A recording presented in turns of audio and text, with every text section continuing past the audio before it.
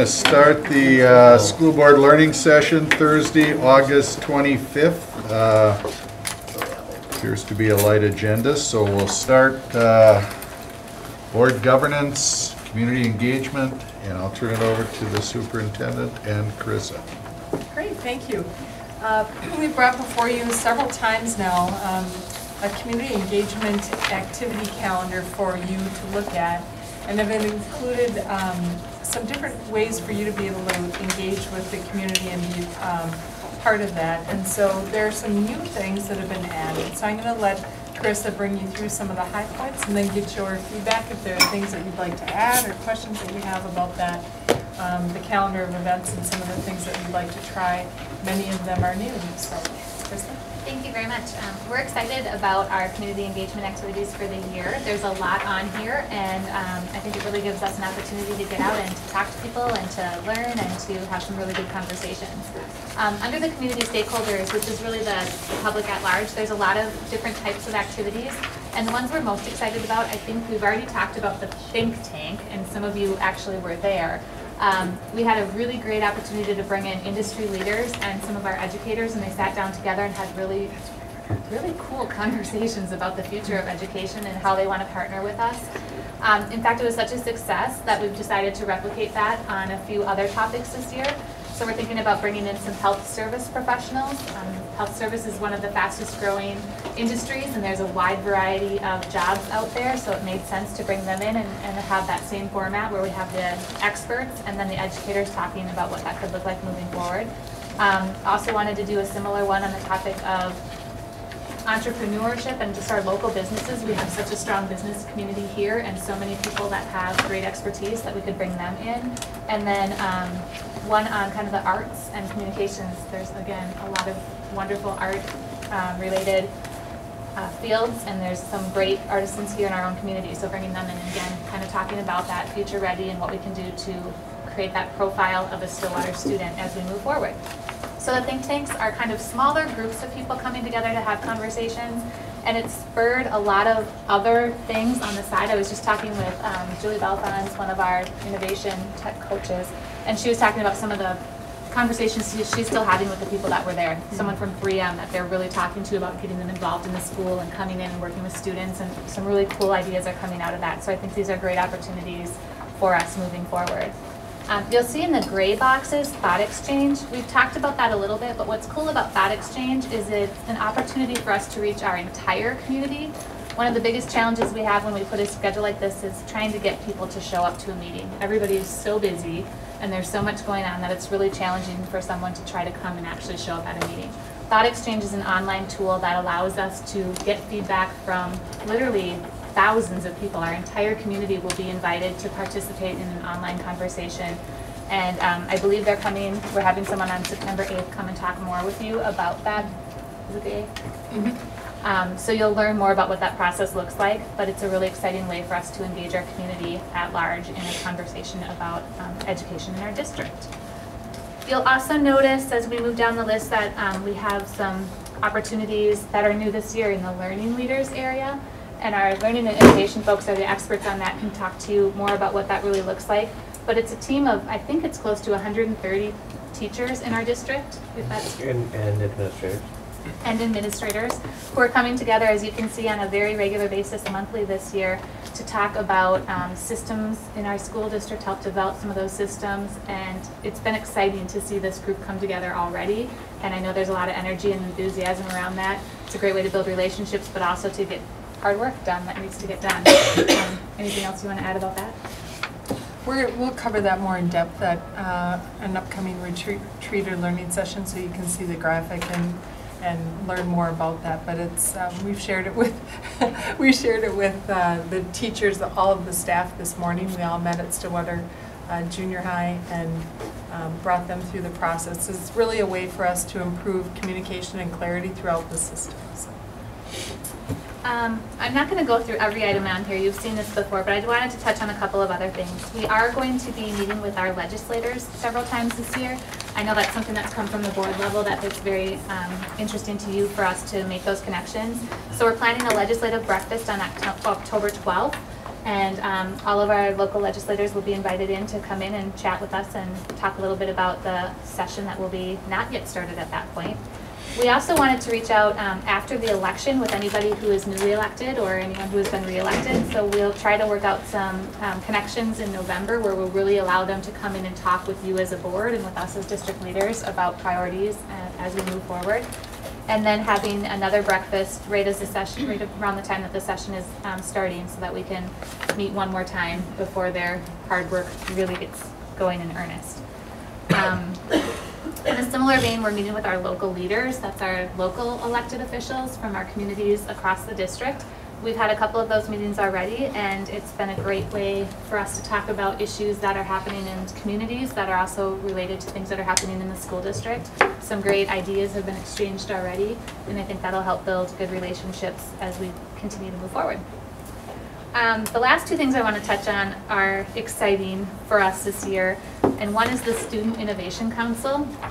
And Denise has really taken it upon herself to get together with a group of students and talk with them on a regular basis about their ideas and find out what it is that they need from their schools.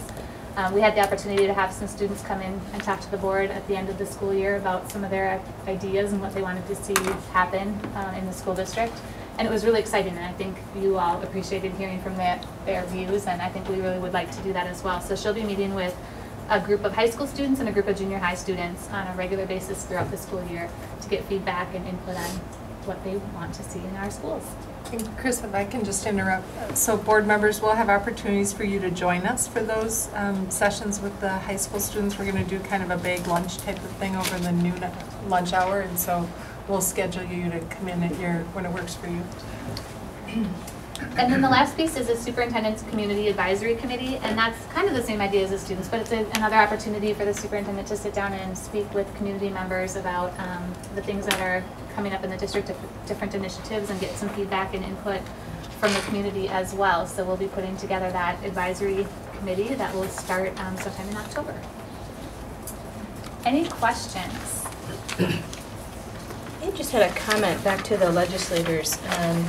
As we look ahead to the upcoming session, I thought maybe the legislative committee could convene, and we had talked about increasing our parent participation at the Capitol, and so maybe that's something that we can work with you. I think, let's see, on the committee it's Shelley, Mike, and myself, and maybe we can talk about ways where we can involve more parents to set some specific dates, going down to the Capitol, advocating for our platform, and just kind of get on our radar, because we'll be here before we know it. So, I guess I'm just, based on being involved in past legislative committees, I would just like to suggest that if you do get some parents, which is great, but maybe go over their talking points, because sometimes what I've experienced is that they may talk about things that may not really be thinking about the entire school district. Mm-hmm. So maybe just spend some time just making sure that you're consistent with your messaging and what you're advocating for. Right, good point.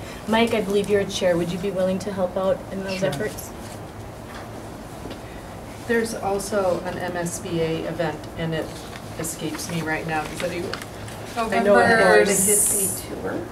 Yeah. Oh, it's September 13th. So September 13th. Yeah. So there's a tour, and I think Barb, you sent out an invite. I sent out an invite. So it's at North St. Paul. Yeah. It's at the North St. Paul District Office. The time escapes me Yeah, right now. it's in the evening, but that's another early opportunity for any of us, because we belong to MSBA to start that process. Correct. And have they started we recently met Amnesty. I just saw Scott. Are you guys starting to talk about legislative platform? And It didn't come up in the last meeting. Okay. And we haven't had one since then. Okay. So I we suppose can connect we'll see. too and just, Yeah, we'll see if it's on the next agenda, but I haven't seen that, although I wonder if we meet after Labor Day. We must. Okay. So Chris, is this then shared out on the website? The dates that are scheduled definitely are on our calendar on the website. How about this? This actual document is not as it is Okay. right now. So this,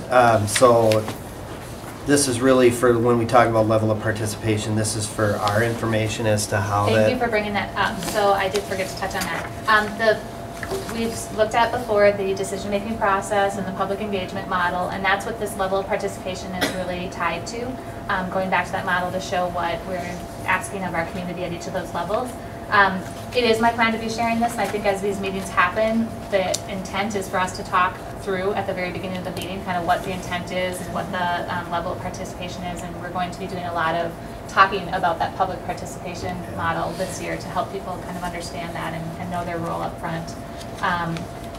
At this point, it was still a draft, which is why I haven't posted. There's a few dates we're still trying to secure, but the ones that are definitely kind of in stone have been added to the calendar. Yeah, and the only reason I brought it up is because I think it's important that it be on there, but I think it's also important that the public understand why it's there, what the hierarchy is of collaborate, involve, consult, inform, so that there's a clear delineation as to what their level of participation is, because I think that was one of the things we've heard is frustration as to, well, you told us this was going to happen and we thought you were going to vote this way or whatever. So.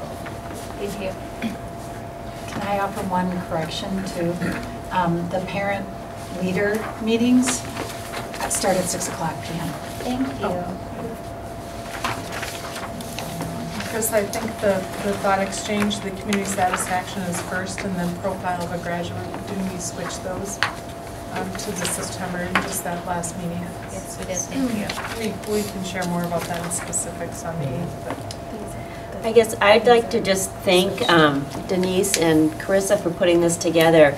I think as we did our annual review of the superintendent, this was the area that there was some consensus about an area to spend some time in and to really connect with our communities, and I didn't expect to see something so quickly. So I think you've really turned this around, and it seems very broad and lots of opportunities. So I hope that a year from now you can report back and say, you know, we did this went really well, this is what we learned. You may be able to streamline it a bit, but anyway, I just want to thank you for jumping on this so quickly right at the start of the school year and trying to connect with as many different parts of our communities as we have. So thank you for making that effort. And Carissa, what's the one for, it looks like April 7th? The TEDx. Oh, TEDx, yes. That technically isn't an event we're responsible for, but I can let Annette speak to it a little bit since she's been working on that committee, but it's an event we thought that was really engaging our community, and it's something that's tied a little bit to education, so that's why it's on there. So those of you who are familiar with TED Talks, TEDx is a local initiative. So there's a group that has formed. It actually has been providing youth TEDx experiences, or excuse me, women's TEDx experiences for the last several years. They are now expanding that and will be offering a community-wide TEDx event in April. April 7th is their draft date. We're pretty hopeful that it'll happen then. There's a chance that it might shift slightly, but April is the target time frame for that. There are several events this fall as well as this winter already scheduled. They call them salons. So I can get you that information as well. And each salon has a theme. And within that theme, they have selected TED Talks on that subject area. They'll view those TED Talks and then they'll have conversation. So I'll get that information to you. Krista, can you kind of walk through how participants are chosen for the different groups? Sure. So community stakeholder, that one is, as I mentioned with the think tanks, it's really about industry experts and things like that. So a lot of it comes from the specific area. We'll just find the experts in that area. As you get down into some of these others, I talked about learning leaders is really a group of teacher leaders that were selected, I believe, by building principals.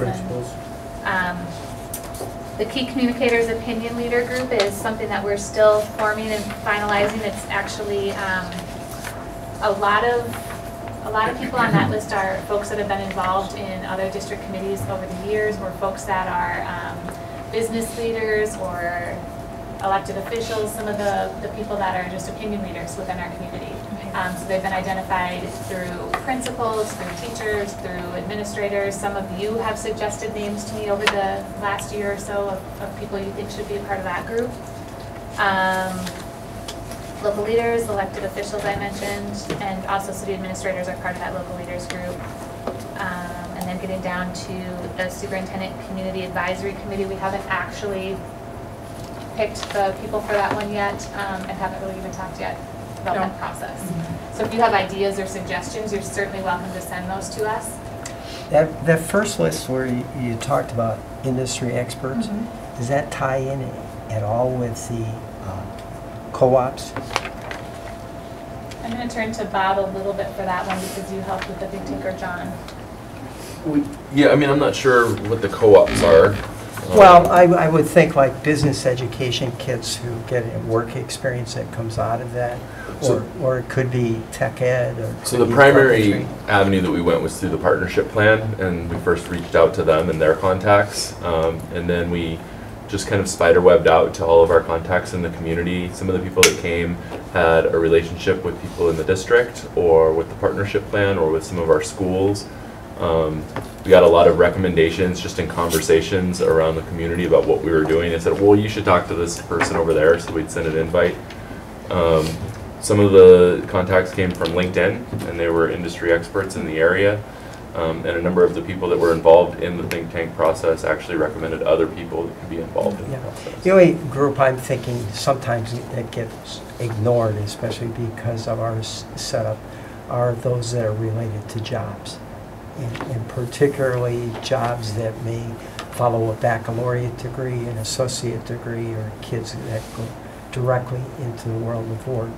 And sometimes those people have a direct connection to what kind of skills that they're seeing that they're very pleased with, and where omissions or voids are occurring as well. Well, and that gets right at the nature of the conversation. It's, you know, the idea of the think tank was really around that profile of a graduate and what students coming out of our system should have in terms of hard skills, soft skills. Not precluding going to college, but it could be. But it could be, absolutely. It's all three. Those who go associates, those who go to baccalaureates. And you know, some of the people there, actually there were a couple people there that specifically do recruiting for, I think Anderson was one of the companies that had recruiters there, and so they're talking about, these are the profile of what we're looking for that we're not finding in here, you know, so we had really tight conversations about what those gaps are in the employment profile. And Mike, I participated in that think tank, and I can think of two people in particular that fit what you're describing. I know one for sure who was in there. Yeah. It was a good group. Patty Looking forward to doing it again. Yes. Patty Olson was there, and then John Talbot runs a manufacturing company locally. Yeah. One you may want to check with is to check the community college, our career and tech programs, because there's a lot of people there, and Patty's usually one of those as well. Yep. And I think you'd find their perspective valuable. Yeah, I think that's a really good idea. Thank you. Thank you. If I could just mention one thing, we don't share what we've been doing at a learning session, but because this has come up, at the last strategic plan annual review, the topic of community engagement and communication came up, and there was a bit of a discussion about it, and I followed up with Marna Canterbury's on that group, and she had been part of that conversation, so I reached out to her, and Chris and Denise and I met with her last week just really informally as a follow-up to that conversation, and Carissa was able to bring this, and Marna actually had some input that helped, I think, get to this version, and just some really great conversation from her as a community leader who's a partner with us through Power Up and Lakeview. So that's just a way of sharing with my fellow board members how I've seen this kind of in action and in working with community members already. Your comment about the format and the membership on that community advisory committee, I forget what the reasons were, but a couple of years ago, board members suggested community members for something. Kathy, do you remember what we were doing at the time when we had to give names of acquaintances that we had that we thought would be good for a broad committee like that? I forget what it was. Well, but you asked me to be on BAC, the Budget Adjustment Advisory Committee. maybe that was It one might of have them. been, might have been that. But Facilities naming, I think, George. as facilities, well. okay. We've done it a few times where I think we've put a request out there for various committees or it's come up a few times, so. Well, I'm just thinking, you know, we probably, most of us anyhow, probably don't hang around with the same people. And I'm not going to connect with a lot of 30-year-olds, but I might connect with a lot of 70-year-olds. Well, they might have an idea too based on, you know. So I'm just thinking, I don't know how big you want that advisory committee to be, but probably by just going through the board, you could get a lot of names that would cover a fairly wide spectrum. And I think Mike's point earlier, I think you stay away from the usual suspects then, because we do seem to see some of the same people love their involvement, but it'd be nice to. I'm glad you brought that up. That's another thing that we've been really intentional about, is trying to find people who aren't your usual suspects. I did quite a bit of work earlier this last couple months working with our Office of Equity and Integration to try to find some people who maybe have more of a diverse perspective than what we usually hear from. And so we've been trying to work some of those names in here. People with young kids who are just starting out, some people who don't have kids in the community. So if you have names, send them to me, because it might not be that they're perfect for the advisory committee, but they might work for one of the other opportunities that we have. There's going to be a lot of conversation going on. Maybe they're an industry expert. Maybe even just giving me a name and just a brief bio of who they are or what their connections are would really help us find a spot to fit them into this. And we can open it up to, some districts do an open application where if people are interested and have a short overview of what the work is and how many times and that kind of thing, so then if they want to apply, so you can have more of a population that reflects our district and not just small pockets of real diverse groups. So we'll look at, we haven't dug into that yet. I know this sounds like a way far ahead logistical question, but with the strategic planning, so I see here, so year 4, would this planning for the next strategic plan run concurrently then? Is that kind of the We've actually had some thought? conversations. Some of these things like the think tank and the thought exchange are gathering information for us as we start to think Got it. about the next strategic plan, which really next year will be in force of trying to develop that. So we intentionally built this to gather feedback that's going to help us as we think about what does the next plan look like for the district. Thank you. Thank you. Thank you. Next on the agenda, we have the pony meeting norms. I think you should have that handout. And I think tonight our goal, if I recall, was to just kind of call attention this. Maybe Denise, you want to talk about how this is used Sure. currently, and then we can talk about. Sure, I'd be happy to. About a year ago, when we brought our administrative team together to talk about our work together, we created these and then tried them out over the year and have made some adjustments, talking about what works and what doesn't. But it really helps us focus on the work that we need to do and how we need to be engaged. And when it's not going so well, we can go back to these and say, hey, you know, we are really focusing on attention to results for this one. Let's regroup. But this is what we use with our administrators and our principals and when we come together in this room to do our professional learning in some of our meetings. So we thought it'd be a place to start for you to consider. Obviously, there are some of these that wouldn't be pertinent to the board directly or if we're doing community engagement, but it's a place for you to start. And we looked at these briefly at the retreat and then they're just, like I said, to initiate the conversation for you. And so the idea is to have us have a conversation on how we can adapt what's here to not only board meetings, but when we meet with community members as well, or have a meeting with the board and the community. What do we want to have for our norms? What do we want to have for a structure to make the meetings more effective, frankly, and make the discussions more effective?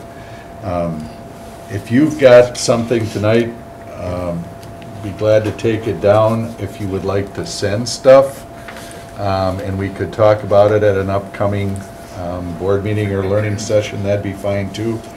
Does the idea have merit? Is this a good starting point? I guess I'm open for any discussion that people would have.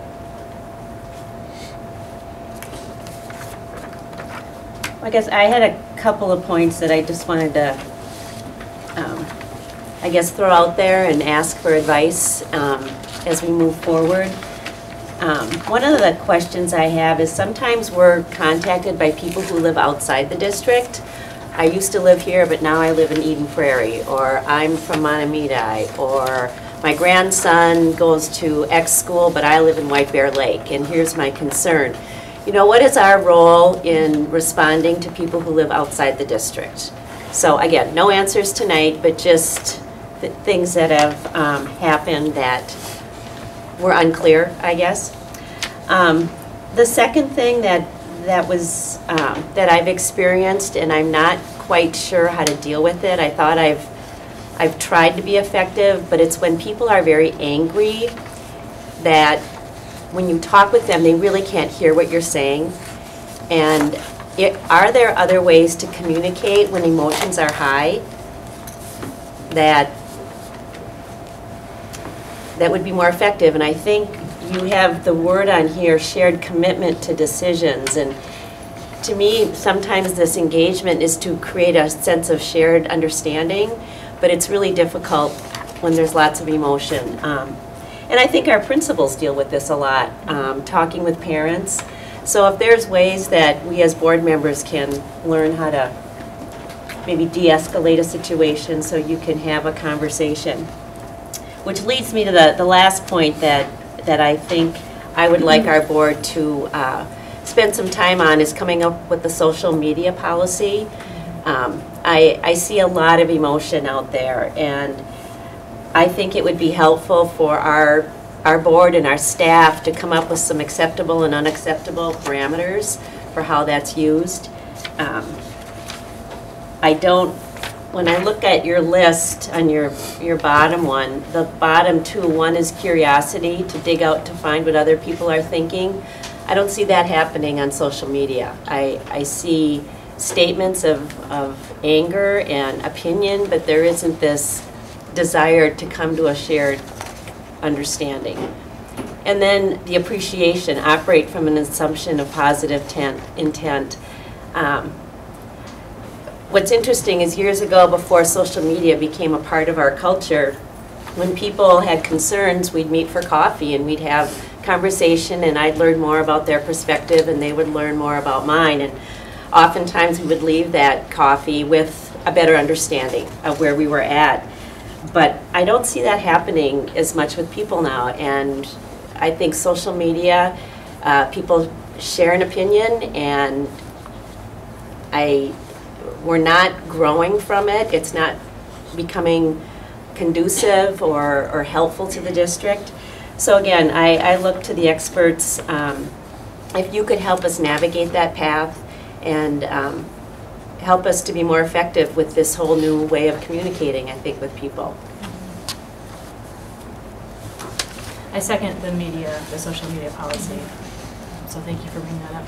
I'm wondering if there's a way to maybe take some of the themes that have emerged when Bonnie and Terry met with us individually, talking about how, kind of what our desired outcomes are for working together as a board and how it might overlap and translate into some either additional or refinement of some of these norms.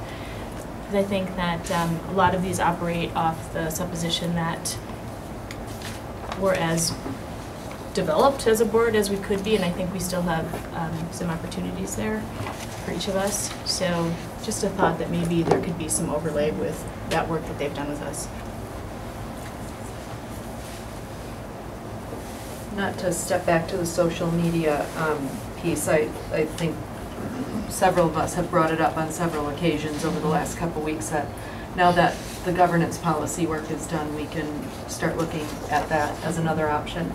And maybe something that would be helpful before we even start the policy work is bring someone in, a social media expert that can help us, because we're all using it at some level, but I'm not going to pretend to understand the impact and how it's different for my age group than my kids' age group, and, you know, and we're navigating kind of the breadth of what, K through whatever now, in using it, and that it's not used the same by each group, and so maybe that's a way to, you know, set the stage for our policy work.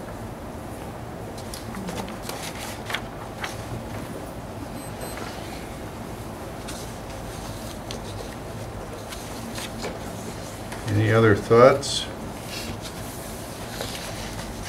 Just one thought that I have is because we have what's in policy and we have this, and I don't know if we want to try to make the language match, because we have a lot of things in policy that kind of talk about these things. So, just work so that they're really cohesive. Yeah.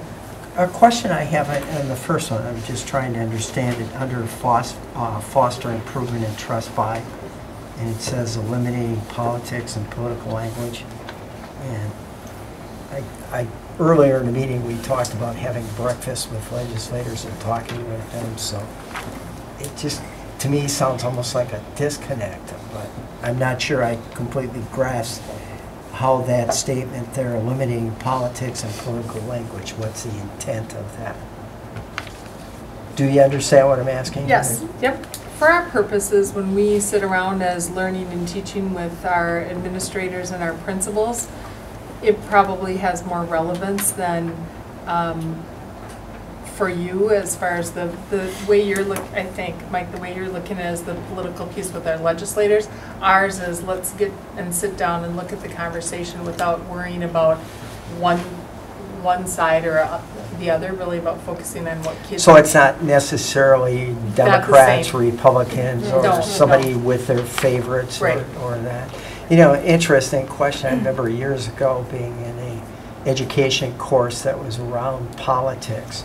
And of course, some people express very freely their dislike for politics, and some feel quite different. And the instructor I had at that time talked about any mother advising a son or a daughter who had a big problem that they wanted to talk about with dad when he came home. And she advised them, wait till your dad's done eating before you bring it up. That's politics, as he defined it. So I don't know, but I am curious. Yeah, for us, Okay. it's really not about Republican, Democrat, those kind of things. It's just Sure. talk about the work that we need to do. And the suggestion isn't that we adopt the same No, ones you this all is, have I would as expect you staff. to, I would expect you to change it. One of the things that I thought, and maybe it's in here and I just, I'm thinking incorrectly, but one of the things when a board gets together, I guess there's always been in my mind an expectation that we would have done the preparation necessary to have a productive discussion.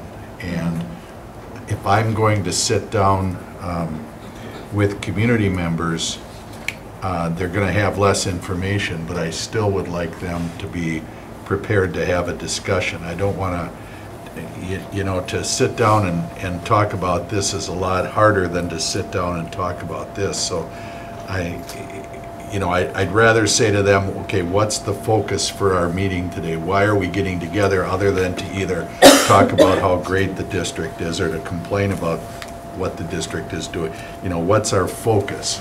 And I think someplace in here we need to put the expectation is when you have a meeting that you've done the preparation necessary to be productive in that. So I think as a follow-up to that, George, you offered us the opportunity to talk about this tonight or send things to you. And I think if anything is sent, it should be shared with all of us. I think we saw in the board goals there were things that, we just saw it kind of show up in the draft as opposed to, oh, I'm suggesting this for discussion. And I think that showed in our discussion. So can we send it as long as we don't respond, or is that your Well, I understanding? think as long as we're not making a decision, we can share information. But I would be hesitant, I think. Then we should just not send it and talk about it at the board table. That's I mean, that fine, would be too. my suggestion. Because I think when one of us gets something without and then it gets passed on without context, or here's the suggestion and why, then that does make it difficult for the discussion to happen at the table. Well, being a red, I would like to complete this over the next month rather than the next year. Yes, and admittedly, would be that my- adds time to it, Yeah. but if we're Well, a bound month, by- Yep. I can live with a month, but I don't want to be talking about this in the fall of 2018 yet. So can we agree that we're going to hammer this out at one of the September meetings, and we're going to take whatever time we need, and we'll get it done then? Does that make sense? George, we're also trying to schedule that retreat, that mini retreat. That might So be we a can time do where it you there? can have the discussion. If you Oh, all think sure. about it and bring it to Yep, there. yep. And then Chris and I can work on looking at the language and policy and that kind of thing, making some of those revisions based on what you've said already Okay. tonight. So back to Amy's point, I just want to be clear. So we are to bring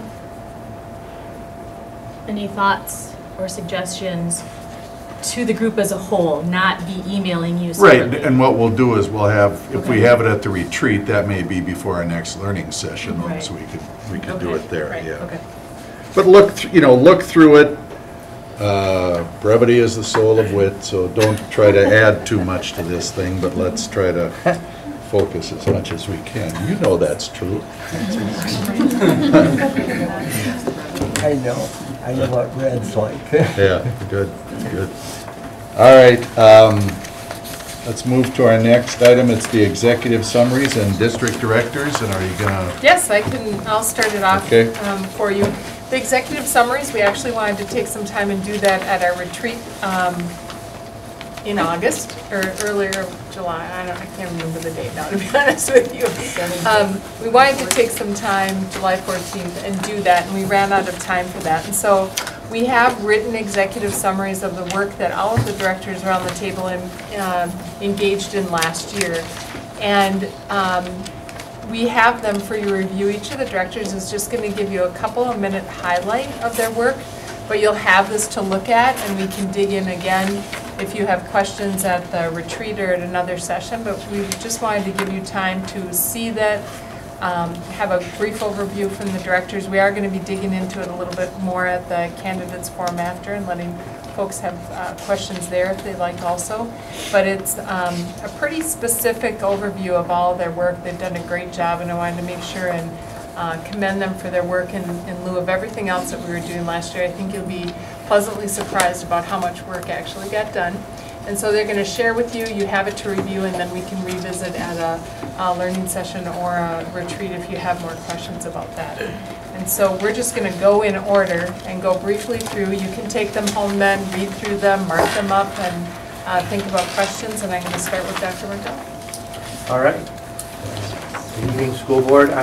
Mine's the first one, and I'm just going to go through the bullet points in light of trying to make the brevity comment. We'll keep it short, but not miss anything. You're going to hear from the directors on the learning side of the house more detail of most of these things, so I won't go into detail on them. But really, for learning and innovation, being a new department and having new people on board, the majority of the work was just trying to get learning and innovation in a spot where we had a direction and we had cohesion in systems that may otherwise didn't exist. And so that included creating some goal clarity, specifically resulting in reworking our district-wide professional development committee, aligning our curriculum advisory committee, our World's Best Workforce committee, doing things, if you remember last fall, we spent quite a bit of time on the alignment of Bridge to Excellence with the World's Best Workforce and the results policy, and trying to get some alignment between those two things. And then more specifically, we later in the year working on our principal professional learning community, and then as what has been talked about, the learning leaders group that is now engaged with teachers. In addition to that, big projects system-wide was our ramp up to QComp, and that was not done in isolation. That was done with a large part the teachers group. And then, as you're all aware of, all of the transition programming, elementary, middle school, high school, and now we're in the midst of the more specific programs, ALC, immersion, and alike. So, like I said, the other directors will talk more specifically about things that are in their area. I think I'm next. Within the curriculum and assessment work, it's really our charge to ensure that every child has access to both the learning activities and experiences that will allow them to develop the academic readiness as well as the strength of character required for success in college and career. And so two of the main pieces that we focused on last year as we were really following this idea of unpacking and discovering where we were was around guaranteed and viable curriculum and a balanced assessment system. And so when we talk about guaranteed and viable curriculum, the guarantee part really means that, well, first, it doesn't mean that we would expect teachers to have lockstep pacing. It doesn't mean that we would expect teachers to use exactly the same instruction materials on the same day and deliver instruction the same way, but rather, it does mean that we would be able to say within a certain window of time, here are the things that we expect to be taught to the level that we expect them to be taught. And we're agreeing on that, and then it's giving us that flexibility as well to respond in the moment if we see that kids are demonstrating difficulty with what instruction is being delivered. So the balance of creating this cohesion around exactly what we expect kids to know and be able to do, but the flexibility to allow each teacher to determine the best avenue for delivering that instruction to move to mastery. The second piece with the balanced assessment system is really to create this process to check for understanding, to ensure that students are actually learning what we're teaching them, which sometimes isn't the case. We have the best laid plans and we have the best instructional lesson plans laid out, but then the kids show up and maybe they have different background knowledge or different experiences, or maybe they have different misconceptions that we hadn't thought of. So we have to be sure that we're being thoughtful about monitoring whether our teaching is actually translating into learning. And so with that idea, we are fostering this climate of, assessment is instruction, teaching is intervention. And so as we think through all of those pieces, our students deserve that information from their teacher about where they are in their learning, where they need to be, and what needs to happen to either close their gap to achieve mastery or allow them to have experiences to advance beyond mastery if they've already demonstrated proficiency. So with that, our deliverables this year look a little bit different from other departments because the majority of our work really was developing this shared knowledge of where we are and where we want to be and how we wanted to get there together. Is this the information you're going to be sharing with the board candidates tonight? Yeah. And will they get copies of this? Yes. Great. Super.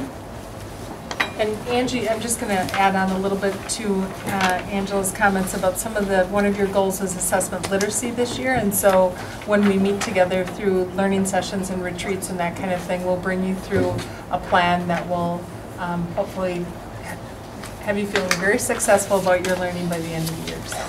Are we looking at equal opportunity schools for 2016-17 or 17-18? We don't know yet. Okay. Good evening. So one of the major accomplishments from last year was simply getting the new 3-year technology plan in place, which I will continue to update you on the implementation progress year after year in the fall and the spring. So we'll be back together, I believe, this November to look at specific milestones in regards to that. But we're really continuing pushing this idea of regular and reliable access for teachers.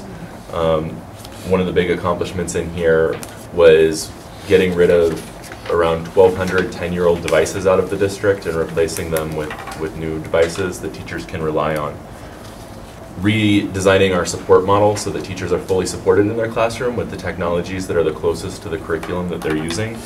And then building those systems of universal access so that when our students come to school and access their educational systems, they exist across our ethos as the same user, whether they're in the lunch line or in the library or logging into an online class. A big part of this upcoming year is really managing the change that these initiatives have brought. And of course that's changed the landscape in classrooms for both teachers and students. And so we're going to have a very large support this year on supporting that change so that teachers don't feel lost as the technology environment is shifting underneath them, but that we have the staff out there to really be in the classroom supporting the teaching and learning as it's happening. And then also working on developing the curriculum. Now that we have an improved infrastructure and more access to technology devices and other resources, we can really start to shift the curriculum dynamic and what's possible in the classroom. And so we'll be doing a lot of work this year intentionally around developing that curriculum and working with teachers to change practices. And I just want to share on a personal note, it was back to school night for the sophomore class, and the classes that I sat in on, listening to the teachers, how they were excited about the Chromebooks that were in the classroom now, and talking to parents, some of the comments were that it was so great that textbooks would be online now and that the kids wouldn't have to worry about bringing the textbooks home. So I think our community is starting to realize how important this is. So it's good to hear. Yep. Thank you, John. Rachel? Good evening, everyone. I may need a time limit here because it's so fun to talk about this because we haven't had the opportunity to do so. How's that for you, Red? Touche. Even George is a little kind of. I'm Red Plus. He's not a lawyer. So when I hear the buzzing of the cell phones in 30 seconds, that will be another sign. So, you know, there's so many different interpretations and variations of how people look at personalized learning. And really, personalized learning is looking through a child's comprehensive pathway in education from early childhood through transition, and looking at not just anymore the academic lens of curriculum, instruction, and assessment, but taking a holistic lens of their whole child development. So alongside looking at the academia, you also look at the social experiences the child is having, the emotional and the behavioral experience the child is having. And alongside that, you look at creating systems and opportunities that meet each child where they're at, and then help them develop their own purpose, potential, passion alongside that. And you also do that within a 21st century context. So instead of thinking traditionally about how students learn or how we teach, more importantly, we think about the student. So instead of thinking, what will I teach today? It's a transitional thought of what should the students learn and do today and create. So that's just an exciting lens. So this last year we did do a lot of fun work.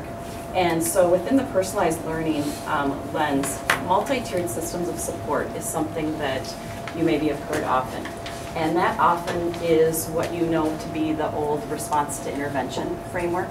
And really multi-tiered systems of support look at the social, academic, behavioral, and emotional development of students, and look at what are we providing for everybody, and then who are the kiddos that are doing really well and who aren't doing so well, and what supports and experiences do they need to get a little bit of boost and become what they can become. And then really when we're really struggling, what is really at that top tier 3 level that we need to do and put in place so that students can have the opportunity to succeed. So instead of making the students fit into our systems, MTSS looks at how we fit systems to work for students. So one big accomplishment that we started this last year, and you've maybe heard a little bit about, is we've had sporadic opportunities to do responsive classroom at the elementary level, and that is a holistic strategy to build school-wide and classroom culture and community and connectedness. So it's the philosophy of every student should start the day being greeted by each other and engaging in something fun and enjoyable before diving into everything. It's setting the context so that they feel safe and cared for. And then it also extends throughout the school day to create that common expectation and culture. So we have a plan in place that prior to the start of 2017, all of our elementary schools will be responsive classroom schools. So that's really exciting. So it'll be a common framework, ideology, mindset, practice for our teachers that will improve the environment for our kiddos. Something else too with personalized learning, just with the past of where we've been with particular programs within the district, a lot of the work that we did last year was focusing on the GATE program.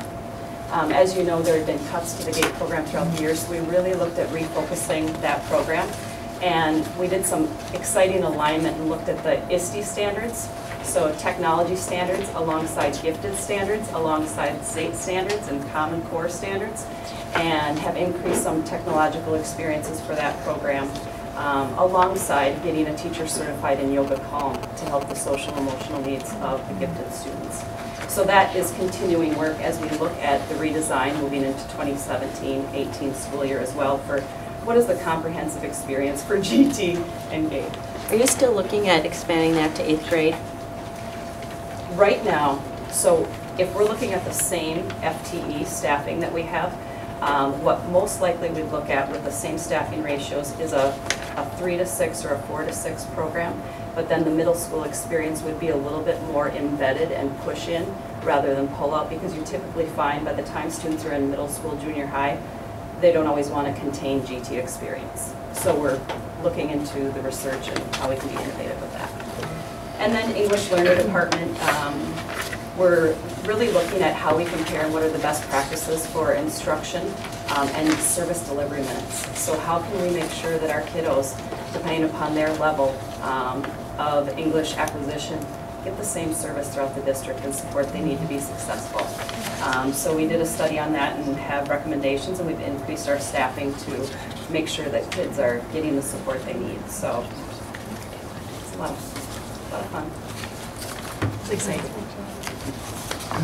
Paul? Well, yeah, good evening. So I'd say one of the biggest and very exciting changes in student support services this year was that we joined, or we became under the umbrella of learning and innovation and teaching and learning. And that's really kind of a big thing for us in the student support services, because oftentimes when you're looked at, as being kind of segregated, we're different in how we do that. It's hard to integrate the work that we're doing with the work of learning and innovation. And along with that, from the federal level, from OSEP, they have started now language and shifting special ed. This is a very exciting time in students with disabilities and special ed. And they're going to be focusing more on what they call RDA, or results-driven accountability. So instead of looking at special ed and seeing, are we in compliance? Are we giving students equal access to information or to curriculum? It's really moving the focus, and this will trickle down into the state and the funding, to outcomes for students with disabilities. What are the outcomes of those students? Are we enhancing or developing the highest level of skill possible? So again, that shift kind of at the federal level is supported by what we're doing here in this district by bringing special ed into teaching and learning in the learning department. And we're very excited about that. We did, in the vein of that, or in looking at that, we started the year last year as a whole department and staff, kind of really focusing on kind of 4 areas. We call them the ABCs. One is in the academic areas of instruction, support, and curriculum. The other would be behavioral support and social emotional learning. The compliance and support and consistent systems, building those, and then looking at the space for the future of our special education programs and services. So those were kind of our 4 pillars of the department as we went into last year, and many of those will continue into the upcoming year. So some of the highlights and accomplishments last year in the department is we fully implemented a new scientifically based special education reading curriculum and intervention system, and that was a process in which our special education team reviewed and researched and looked at what would be the very best for our students here in Stillwater. And we integrated and moved into using the Sunday system, reading for phonetic and fluency work, and then integrating even a new Bell as our comprehension type programming for students that require that level of reading intervention. It was very exciting to get that going and coaching that. Another thing we did, or the department did, was they developed standards for our 18 to 21 transition students that aligned to building portfolios of standards that we want them to accomplish prior to turning 21, to show that they're ready to bridge that gap between school and life for those students. And also in building that type of a portfolio-based goals and standards, we also can assure that our students get to a level to graduate, be it if it's after 4 years of high school, 5 years of high school, 6 years of high school. And that's exciting for us. We also did some initiatives in enhancing our emotional learning and positive behavioral interventions. It was mentioned a little bit about responsive classroom, but to go along kind of that spectrum, we really put emphasis into the nurtured heart approach, and we have 4 trainers now that we've trained to be trainers of our staff, and we've trained many of our staff here. And that's really an important piece. It flows really nicely with responsive classroom, and really looks at what is the communicative intent of behavior, and how do we support students that need that high-level behavioral support. We did another accomplishment. We added clerical staff at our elementary schools to help with that compliance piece. Our staff really, we hear about the legislature that actually in the last session they want to reduce paperwork by 25%. That's a challenge. We'll work with that, but one of the ways to do that is to take some of those clerical staff off, the clerical tasks off of our special ed teachers, and so that's been a very successful change. And then the other big thing, just want to mention, I'm sure Mark will talk about, is really moving some of our cluster sites in the building and the changes that we did to align our cluster sites, elementary through high school. With the building of the medically complex program at Oakland Junior High, so that Lake Elmo, which is being re-looked at and redeveloped, flows into Oakland Junior High, and that space is pretty much done, almost done, and it's really what we like to call a celebration space. It's a wonderful space for our students in that area. So again, continued work in that future learning spaces for our students. Given the time that we've got left, if each of the remaining, I think there are 4 or 5 yet, just take a couple minutes, highlight, and then we'll be able to get to these candidates at 6:30 or close to it. Well, to serve that purpose, I did write down my thoughts, because as you know, community ed covers a lot of ground. We got a lot of different programs, and so I want to make sure I touched on each one. So because of our efforts this past year, we are prepared to better serve our youngest learners by opening new preschool programs, while we are also aligning our preschool both horizontally and vertically. The teachers have identified common assessments and will be working this year to align their progress monitoring to ensure effective implementation of their guaranteed and viable curriculum. Furthermore, the teachers engaged in conversations with kindergarten classrooms to ensure that student learning is defined not only by state standards, but also by what will best prepare our children for their kindergarten experience. For our school-age youth, we have implemented measures to improve our employees' ability to provide enriching experience for children beyond the school day. We focused our efforts on designing activities that enhance learner skills while also improving the employee experience in an effort to stabilize our workforce. With the Pony Activity Center opening in 1 year, our planning is gaining momentum. From identifying the infrastructure necessary to functionalize the space to dreaming about the new programs and activities we will offer, we aren't wasting a minute. For our adults, our goal is to provide high-quality experiences at a reasonable price, which requires us to understand what our customers want. We're digging deeper than ever into our data to ensure that the programs we offer are meeting the needs and interests of our community. From rolling out the welcome mat for our early childhood families to rolling out the welcome back mat for our adult learners, the community education team is excited to serve. Thank you. The communications and marketing area has really focused on 2 things last year. You've heard me speak a lot about community engagement already tonight, so I won't touch on that side. Quick overview on communications and marketing. We've done a lot of work at the school level training our school staff, our secretary staff, to be updating websites, send out e-newsletters, providing them just with some best practice communication strategies. Most of them aren't trained communicators, so we've been trying to work with them on that. We've also been working on increasing our Pony Pride and some of the branding efforts. We're really excited about some of the things we're doing. We're sending onesies to all new babies in the community. We're sending, as kids come in for screening, they're getting a little gift from us, branding again as a pony. You've seen us out at events. We were at the Lumberjack Parade this year. We were at Summer Tuesdays. Early Childhood was at Washington County Fair. We've been trying to increase our presence out in the community.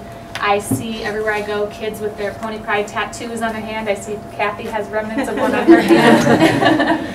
So we're really trying to build that enthusiasm and excitement for people to be part of something, and that something, of course, is Stillwater Schools. The last thing I'll touch on is, again, it's under community engagement, but the opportunity to connect with our PTO leadership team has been huge this year.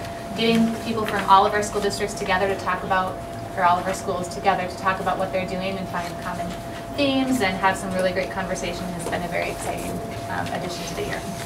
Did you get some onesies for your? I did. All right. They've outgrown them. In human resources, at the core of our function, as we know, is hiring and onboarding, and we spent a lot of time doing that this past year. We have posted just under 600 positions this past year and hired about 370 new employees. So it's been a big part of what we're doing. We've been doing some work to systematize our onboarding process and gone to more of an electronic process, getting employees information before they come so that they're spending less time when they come for orientation. Aside from that, as you know, labor relations, we did all 9 contracts this year. We'll be doing 6 more this upcoming year. And we really spent this past year focusing on systems in human resources. We decided last summer to start from scratch and rebuild a new teacher eval system. And that process was built with the thought in mind that QComp is coming. So the online teacher eval system is up and ready to be rolling as we roll into QComp. That's starting this school year. And the system is literally ready so that teachers walk step by step through the process right online. The middle school transition, I think Bob hit on a little bit. We worked this past school year, and we'll be spending a lot of time this upcoming school year getting our teachers transitioned to new buildings and getting teachers licensed that need to be licensed. We've implemented a licensure assistance program where we've been partnering with St. Mary's to get programs evaluated and help them figure out what needs to be done. And we actually ran our first class on site this summer for teachers to be able to take courses to start working towards that. And that's it. Thank you. Thank you. That brings finance and operations. Approximately a year ago, there was a transition of job duties that took 2 director positions and made it under my purview as one director. And that transition has afforded the opportunity of transportation, food service, facilities and operations, payroll, special education, and finance to all come under essentially one area of responsibility or one department. Sometimes I use the business side model, but honestly what we come down to, the core of our operation is to support education. We're not the education piece, we're there to support it. And the transition since this time last year has allowed the integration of departments and the vision. Given those areas and because of the nature of the job, I am probably in front of you equal to or more than anybody else at this table. And so I believe you have a knowledge of most things that happened with what finance and operation has done this year. A couple of unique things were the closing of Valley Crossing.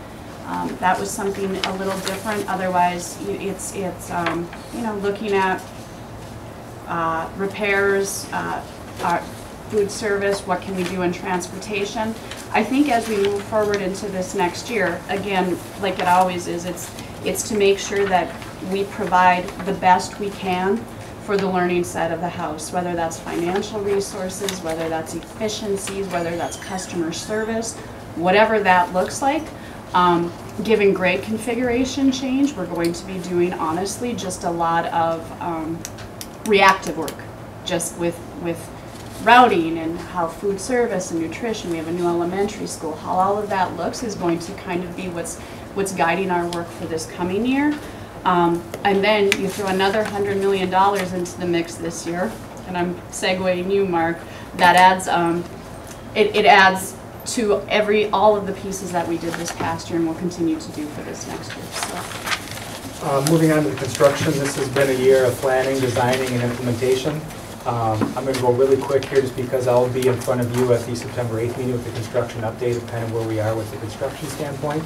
But just at a really high level, we kind of spent the beginning of last summer, beginning of the last school year, looking at design teams at Oakland Junior High for the special education spaces as well as science spaces. The high school with adding 9th grade and the remodel and addition of new spaces at the high school, the Pony Activity Center addition, as well as Brookview design teams. Those design teams really looked at spaces they currently have and how can we remodel to accommodate some of the new students they're getting, and also the additional spaces that they'll be adding to, and how can we best serve the students that we're meeting in the future. So we had our design teams took that information, went out to have some community conversations last fall, get some feedback on that. Went out for bids for those construction projects last winter, and then we began breaking ground last spring in those construction projects. Some of them are done already, and some will continue into the spring of 2017, so I'll touch on it more at the next meeting.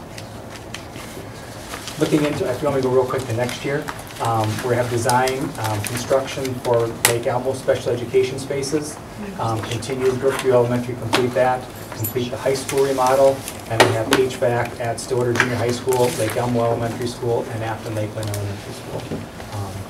Again, I'll give you more detail in the next meeting. So does Brookview staff then, even though the school's not up, do they continue to meet during this year? And yep. We have a schedule. We started in May. We have monthly meetings. We have topic agendas for every meeting every month, and we'll have some small group meetings too as things come up. But yes, the staff that has been hired already has been meeting and will continue to meet all year. Thank you, Mark. Thank you. Thank you for your work. Obviously, district runs because of what you're doing, so thanks for that. Thank you. The next portion of our meeting is the candidate meet and greet. Sorry that we're running a few minutes late here, and I guess what I'd like to start with is if each candidate, so that we have an idea who you are, if you could just introduce yourself and tell us anything that you want to, and then we'll go around the room a little bit. I can start. Yep. I'm Jennifer Pelletier. I'm a very proud pony person. I love this district. I love the community. I have 3 kids. 12th grade, very much a senior in every way, shape, or form. A 10th grader and a 6th grade boy. 2 girls and a boy, and I'm excited to be here. Thank you. We're just introducing ourselves. Oh, okay. My name is Jerry Clark. A longtime resident of town, but came up through the school system here, graduated class of '95. Mark.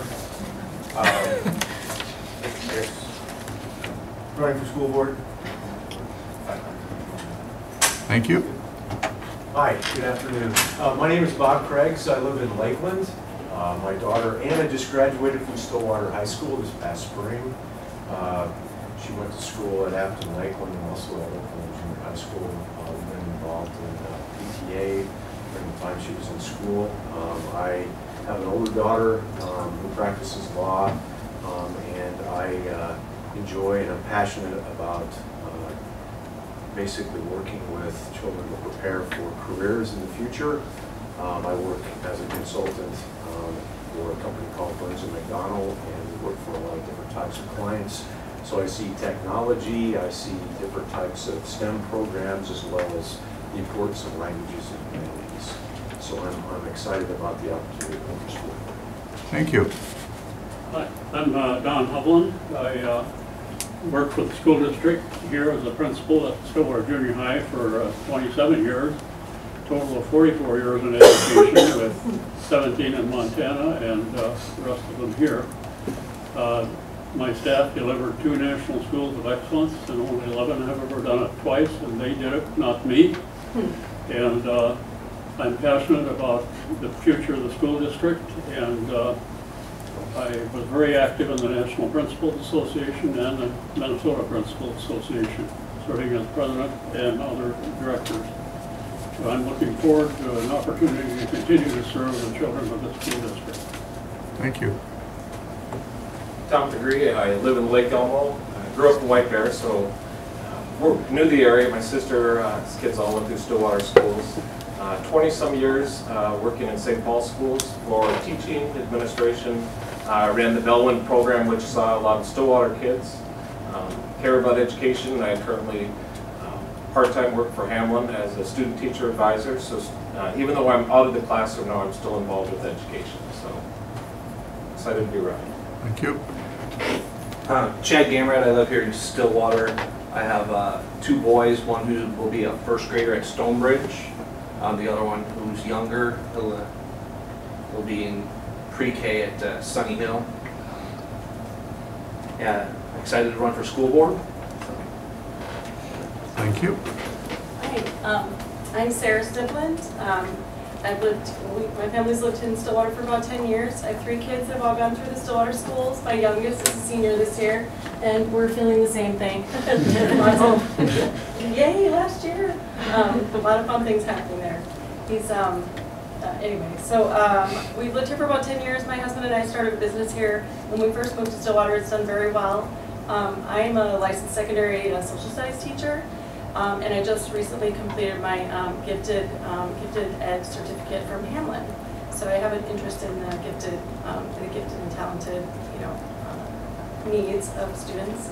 And I think that's all I need to say right now. It's nice to be here. Thank you. Oh, 2 other candidates. Oh. Tell it. So I'm Amy Burback, school board member and school board candidate, and my day job is I'm the director of marketing enrollment in the College of Education at St. Thomas. And I'm looking forward to continuing the work I've been doing the last 4 years. I'm Mike Potachik, and I've been on the board for 8 years. I've served as vice chair 3 of those years, and I also served a year as clerk. I'm the proud parent of 2 Pony grads. My son is a fully licensed architect, and my daughter just finished up her MBA at the University of Pittsburgh. She also works full-time in e-commerce at Dick's Sporting Goods.